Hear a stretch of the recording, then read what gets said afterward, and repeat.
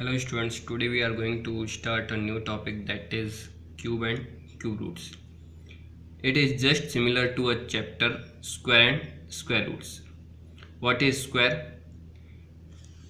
What is square? If we multiply the number by itself, then we get the square of that number. That is square of 2 is 4. If 2 is multiplied by itself, then we get the square of 2. But if we multiply the number 3 times by itself, when a number is multiplied by itself 3 times, we get a cube of that number. When we multiply a number 2 times, then we get a square, and if we multiply a number by itself 3 times, then we get a cube of that number. For example, if we multiply 2 by itself 3 times, 1, 2 and 3, then what will we get? We get cube of 2, that is 8. किसी भी number को अगर 2 times 3 times multiply कर दिया जाए खुद से ही, तो आपको उस नंबर का क्यूब मिल जाएगा. फॉर एग्जांपल, अगर मुझे 3 का क्यूब चाहिए तो मुझे 3 को खुद से 3 टाइम्स मल्टीप्लाई करना होगा. 3 को 3 टाइम्स हमने मल्टीप्लाई किया, then we get cube of 3 and this is equals to 3 3 9 9 3 27. Simple सा.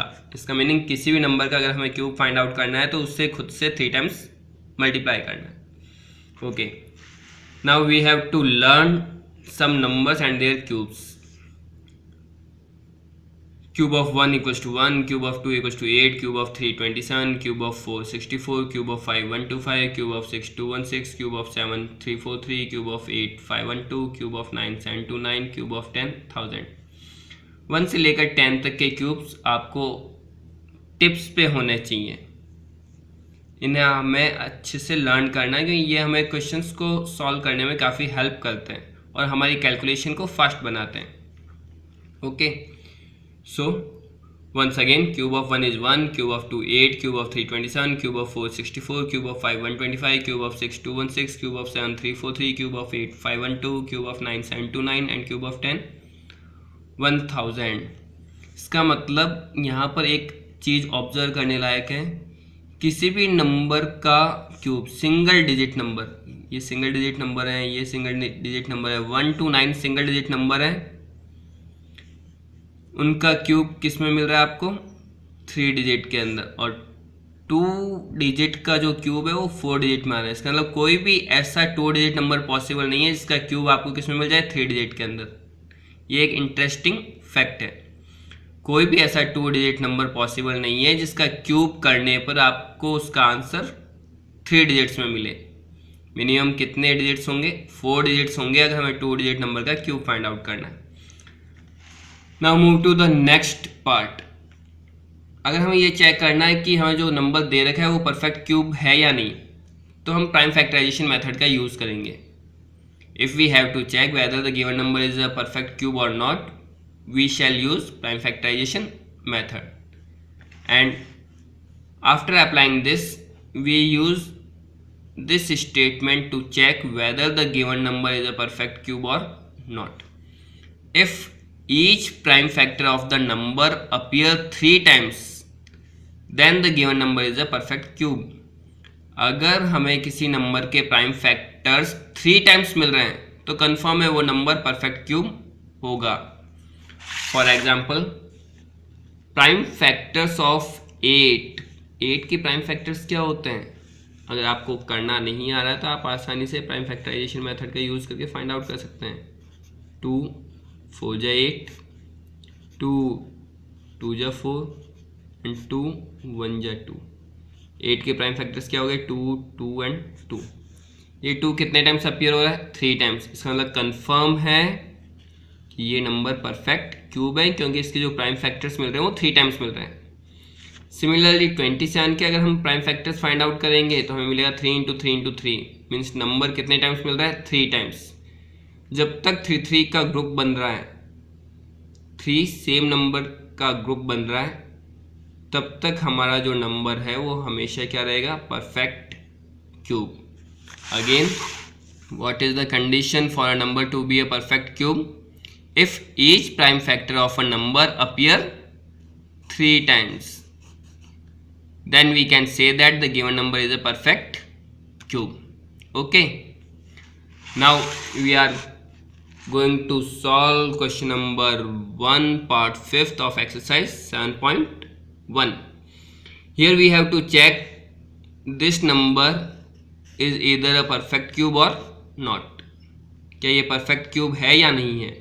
तो हम क्या करेंगे, प्राइम फैक्टर्स फाइंड आउट कर लेते हैं और चेक कर लेते हैं क्या प्राइम फैक्टर्स 3 टाइम्स अपीयर हो रहे हैं या नहीं हो रहे। चलो स्टार्ट करते हैं। 4 6 6 5 6। लास्ट में इवन नंबर है इसलिए शुरुआत 2 से कर सकते हैं हम, क्योंकि ये नंबर 2 से डिविजिबल है। 2 2 जा 4, 2 3 जा 6, 2 3 जा 6, 2 2 जा 4। क्योंकि यहाँ 5 था तो पीछे कितना रह जाएगा 1। क्लियर।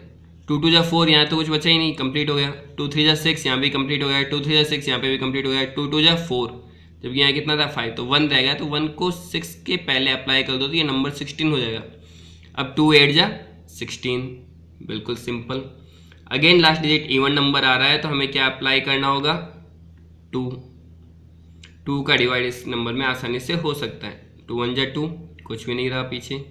2 1 जा 2, जब यहाँ 3 था पीछे कितना था 1, तो ये कितना हो गया 13। अब 2 की टेबल स्टार्ट करो। 2 1 जा 2, 2 2 जा 4, 2 3 जा 6, 2 4 जा 8, 2 5 जा 10, 2 6 जा 12, 2 7 जा 14। 14 तो ज़्यादा हो जाएगा तो हम कितने टाइम्स करेंगे 6 टाइम्स। 2 6 जा 12, जबकि यहाँ 13 है, फिर 1 रह गया।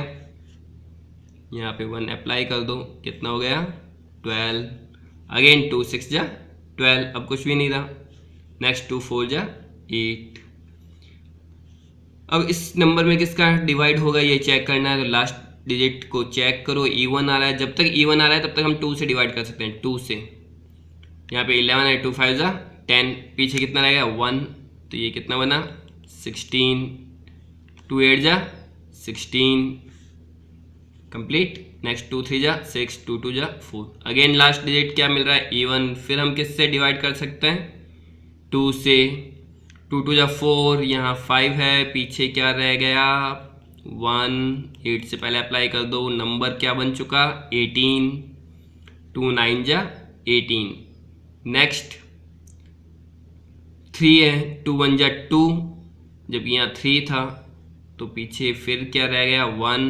2 से पहले अप्लाई करेंगे तो ये नंबर क्या बन जाएगा 12। 2 6 जा 12। नेक्स्ट अभी भी लास्ट डिजिट इवन है, अगेन 2 से डिवाइड करना है। 2 1 जा 2, 2 4 जा 8, जबकि यहाँ 9 था, फिर 1 रह गया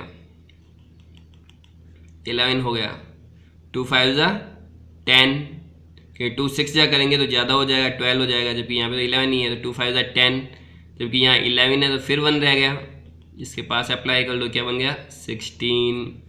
2 8 जा 16। अगेन लास्ट डिजिट क्या मिल रहा है आपको इवन। फिर 2 से करना आपको 2 की टेबल और 14। 2 7 जा 14, कुछ भी नहीं रहा पीछे। चलो नेक्स्ट नंबर पे मूव करो 5। 2 2 जा 4, पीछे कुछ रहा बिल्कुल 4 ही हुआ है, जब यहाँ 5 था तो पीछे रह गया 5 - 4, 1 रह गया पीछे, तो ये क्या हो गया 18। 2 9 जा 18। गुड। नेक्स्ट मूव करते हैं। अब लास्ट डिजिट क्या मिल रहा है 8, फिर हमें 2 से करना होगा, हम कर चुके 7 2 9 हमें मिल चुका। अब लास्ट डिजिट इवन नहीं है, 9 आ रहा है, तो 2 के बाद में नेक्स्ट प्राइम नंबर कौन सा होता है 3। और 3 का डिविजिबिलिटी टेस्ट हमने पहले काफ़ी बार डिस्कस कर रखा है। अगर हम नंबर्स के सारे डिजिट्स को ऐड कर देते हैं और जो एडिशन में आंसर मिल रहा है वो अगर 3 से डिविजिबल है तो कंफर्म है वो कंप्लीट नंबर भी 3 से डिविजिबल होगा। तो हम डिजिट्स को ऐड करते हैं। 9 + 2 11, 11 + 7 18। 18 3 से डिविजिबल है, हाँ जी डिविजिबल है, तो हमें किससे 3 से हम इस नंबर को डिवाइड कर सकते हैं, क्योंकि इनको ऐड करने से हमें 18 मिल रहा है और 18 3 से डिविजिबल है, तो कंफर्म है ये नंबर भी 3 से डिविजिबल होगा। स्टार्ट करते हैं। 3 2 जा 6, जबकि यहाँ 7 था। 3 2 जा 6, जबकि यहाँ 7 है, तो 7 में से 6 को माइनस करो, पीछे क्या रह गया 1, तो यहाँ अप्लाई कर लेंगे। क्लियर। 3 की टेबल बोलनी है या डिजिट को देखना है। 3 1 जा 3, 3 2 जा 6, जब यहाँ 7 था तो मैंने 3 2 जा 6 तो कर दिया, लेकिन 1 पीछे रह गया क्योंकि 6 तक ही कैलकुलेट हो पाया था, तो 1 यहाँ पर कॉपी कर देंगे, ये क्या बन गया 12। 3 1 जा 3, 3 2 जा 6, 3 3 जा 9, 3 4 जा 12, पूरा हो गया नंबर कंप्लीट, कुछ भी नहीं रहा पीछे, तो यहाँ कुछ भी मेंशन नहीं करना है। नेक्स्ट 3 3 जा 9, अगेन 3 से, रीज़न इनको ऐड करने पर हमें जो नंबर मिल रहा है वो होगा 2 + 4 6, 6 + 3 9, और 9 3 से डिविजिबल है तो कन्फर्म है ये नंबर भी 3 से डिविजिबल होगा। 3 8 जा 24, 24 कंप्लीट हो गया, कुछ भी पीछे नहीं रहा, तो यहाँ कुछ भी मेंशन नहीं करना है। लास्ट में क्या है 3, तो 3 1 जा 3, 8 + 1 9, फिर 3 से डिविजिबल नंबर मिल रहा है तो हमें 3 से डिवाइड करना है। 3 2 जा 6, यहाँ 8 था, यहाँ पर 6 तक ही पहुँचे हम, तो 7 8 2 पीछे रह गए, तो यहाँ 2 कॉपी करना है। तो ये कितना हो गया 2 1 21, तो 3 7 जा 21, 27 3 की टेबल में 3 9 जा 27, नेक्स्ट 3 3 जा 9, 3 1 जा 3। ये प्राइम फैक्टर्स कंप्लीट हो गए 4 6 6 5 6 के। 2 कितने टाइम्स आ रहा है 1 2 3 4 5 6, 3 कितने टाइम्स है 1 2 3 4 5 6, 4 6 6 5 6 के फैक्टर्स हो जाएंगे 2 × 2 × 2 × 2 × 2 × 2 × 3 × 3 × 3 × 3 × 3 × 3। अब 3 3 के ग्रुप बनाने, ये 2, ये हो गया फर्स्ट ग्रुप, ये 3 का ग्रुप बन गया, यहाँ पे भी 3 का ग्रुप बन गया, यहाँ पे भी 3 का ग्रुप बन गया, और पीछे कोई भी डिजिट नहीं रहा। इसका मीनिंग ये हो गया कि सारे जो प्राइम फैक्टर्स मिल रहे हैं वो 3 3 के ग्रुप में मिल रहे हैं, तो कंफर्म है ये जो नंबर है वो क्या है, परफेक्ट क्यूब। हम यहाँ मेंशन कर देंगे since prime factors appear 3 times, all the prime factors appear 3 times, therefore 4 6 6 5 6 is a perfect cube number. Thank you and have a nice day.